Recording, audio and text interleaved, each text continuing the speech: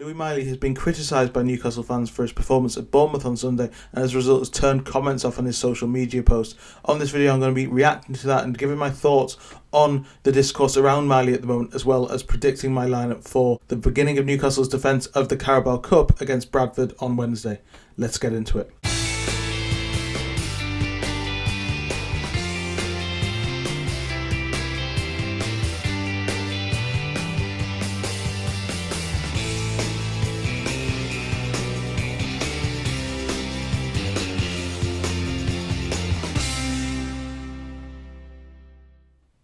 Hello and welcome back to my YouTube channel. Please do hit subscribe and like on this video if you haven't already. You can also become a supporter on Patreon for $2.99 a month or a member on Patreon for $4.99 a month with a 7-day free trial where you get extra content. Lots more planned. It's been a little bit of a slow burner as I would have imagined, but I'm hoping to get going with that really soon. Thanks to everybody who's already supported me, and thanks to everyone who watches these videos and subscribes and comments as well. I really do appreciate all of your support. Today though, it's all about Lewis Miley and the Bradford game. As I said in my instant reaction to the Bournemouth game, I didn't think Newcastle approached the game in a particularly good way for attacking and for trying to win the game. I think they were more worried about containing Bournemouth and nullifying Bournemouth and getting out there with a point. And in a sense you could understand that, because Newcastle played against Barcelona days earlier. They were tired and Bournemouth could have gone second with a win, so it was always going to be a difficult game. But Newcastle came out there with a point. Miley, though, was criticised for his performance. Lots of people were saying he wasn't effective enough in midfield in terms of progressing the ball and getting forward and impacting the game. And I do think that he has played within himself a little bit more over recent games and over the more recent months generally than he did when he first came onto the scene and first emerged into the team. I think that's natural, though. I think the first thing I'd say is that young players don't have linear developments all the time. It's very easy to think that once someone shows their initial potential when they're 16, 17, 18, that they'll always be like that and that they're not going to have any difficult times, because that's what's happened to the likes of Jude Bellingham and Lamine Yamal and Wayne Rooney years ago. That's not the norm, though. Normally players do take time to build up their fitness, build up their consistency, build up their performances to the level that we've seen that he can produce. But just because he can produce doesn't mean he will produce it all the time. He's still a developing player. He's still, up until recently, been a growing man. He's only 19 now, so he's only just really stopped fully developing physically. So that's going to have an impact as well. I think lots of people are very short-sighted with their criticism of players generally, particularly though the local lads. I came on here quite a lot and tried to defend Sean Longstaff a lot, and Dan Burns had it in recent times when he's played left back and things, and there's videos early on in the channel where I've talked about the tactical impacts of how it worked with Burn playing at left back 3 years ago and how it stopped working 2 years ago, why that was the case, and none of it was really to do with Dan Burn personally. And I think that this is kind of the same thing. I think that players, especially local players, do get it in the neck a little more because they are seen as representing Newcastle more. Maybe they're representing the people more, I don't know. But it does feel like Lewis Miley is being harshly treated. I think, yes, he hasn't played as effectively as he has in previous games forever, and it's a different challenge for Miley. It's a different stage in his career. He's no longer just breaking through. He's now got to force his way in and try and be a regular player in the team and play a number of minutes. I've written a piece for Forbes, actually link it in the description, in the summer, talking about Miley and how this is a massive season for him after last year where he had a few injury problems, didn't really get into the team as much as maybe he'd like. There was lots of talk of him going away and playing more games somewhere else on loan. And I talked about maybe him going to Germany.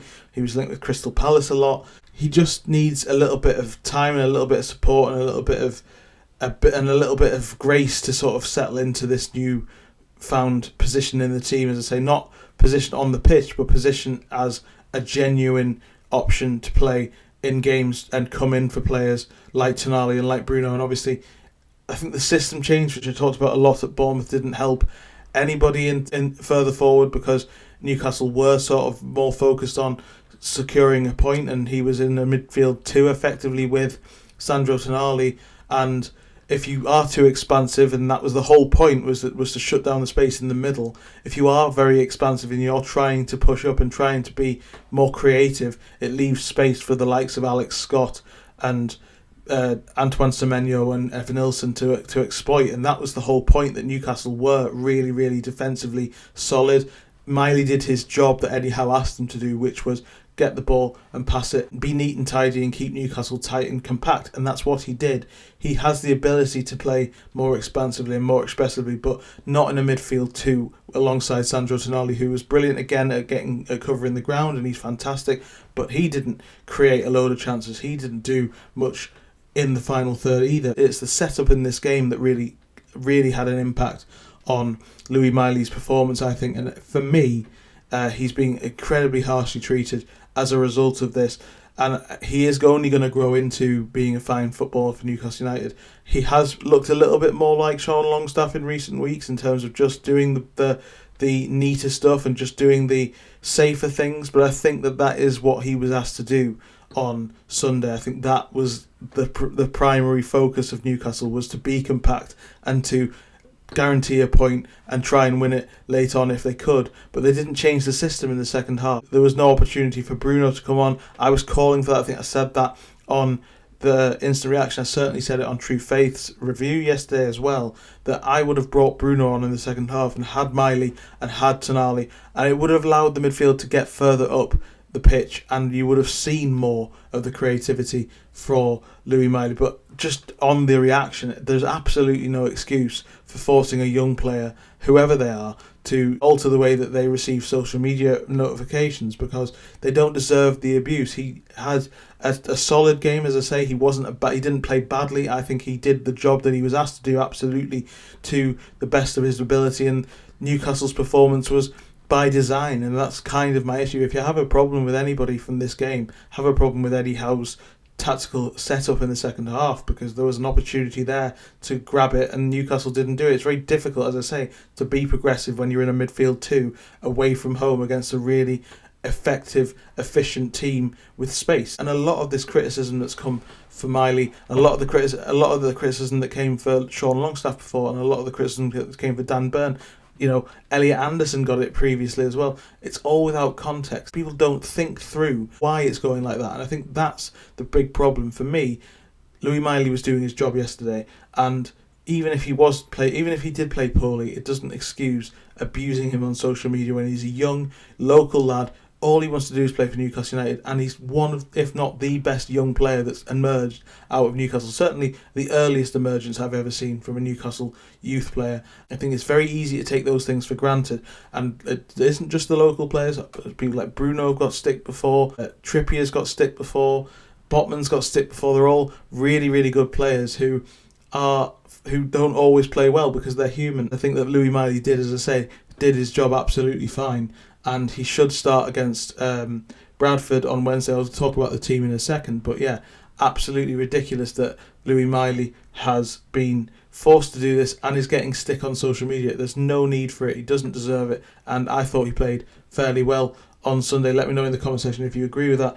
Quickly on the team for Wednesday, I've gone for a very, very changed team, but still an incredibly strong team. It almost feels like the B team of the Premier League, if you like. These players will get into a lot of Premier League teams, and I think that shows the depth of quality that Newcastle have brought in this summer with 6 new signings. Obviously, Ramsey and Wissa missing still is becoming a big issue, and I think Wissa not being in the team generally has really been noticeable because Newcastle have lacked that potency up front. There's also a piece, by the way, on the lack of potency, on the changes that Newcastle are going through with their style after Isak left, after Eddie Howe's comments on Sunday, in the description below. But I've gone for Aaron Ramsdale in goal, first start for him competitively, and Lewis Hall will continue at left back to build his fitness up. I thought he was rusty, as I say, on Sunday, but I thought he grew into the game. He needs more games, he needs match sharpness, and I think he might well play in this game, and then you can maybe bring Tino Livramento back in at left back if you need to against Arsenal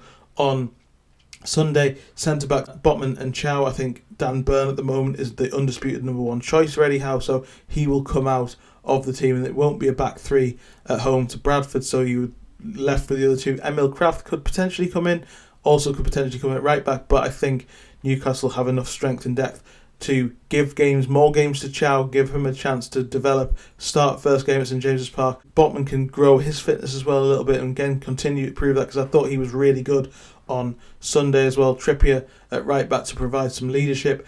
Bruno back in midfield, I think, is crucial. He was really upset, you could tell on his social media post on Instagram, 64 games in a row, and now he is back in the team for me. He didn't get to 100, which is what he wanted to do, but really, really important that he comes back in because Tonali needs a rest, and I think both of those players need to be fit for Arsenal first and foremost. I think Newcastle, in the way they play in midfield, the way they press, the way they try and dictate the play, you can't really play properly without either Bruno or Tonali. I think you need one of them at all times if they're available, at least, and preferably both, but that'll come on Sunday. Bruno comes back into the team to be in the more 6 role with Miley on the right and Willock on the left. Willock, I thought, actually played more on the left wing on Sunday and wasn't very effective. I think this is a good opportunity for him to get back into his more natural position on the left of the 3 in the midfield, and he can have that impact hopefully against lower league opposition. And then up front, Anthony Gordon back from his ban. He needs games, he needs fitness, he needs to get back into the groove of things. I thought he was good against Barcelona. Good opportunity for him to have a warm-up for Arsenal on Sunday against Bradford, and he provides top level quality in the final third with Murphy on the other side and Will Asula up front. As I say, that team really does show the depth of quality that Newcastle have, and if you add in Ramsey or you add in Wissa if they weren't injured, then the team looks extremely, extremely good as a second 11, and that shows that Eddie Howe is getting to the point of having 2 quality players for every position, which is always what he's wanted. So I think Newcastle will win this game comfortably. I think that the strength in depth, though, will rest a lot of players. There will be no Tonali, no Joelinton. I think Joelinton is absolutely perfect for Sunday against Arsenal. He's shown that in the past, and Newcastle are going to try and ruffle a lot of feathers on Sunday. Obviously, I'll be at both games in the stands with my family for Bradford, in the press room and the press box for Arsenal. So I will react from here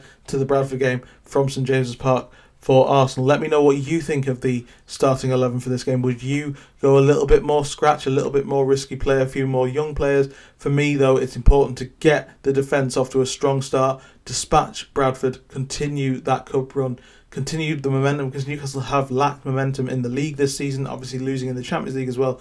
They've drawn a lot of games, there's not been enough expansion. There's a good opportunity to really gain some confidence in the attacking third in this game. I would go quite strong, but I would rest key players. Link in the description to Patreon, link in the description to a couple of Forbes pieces as well.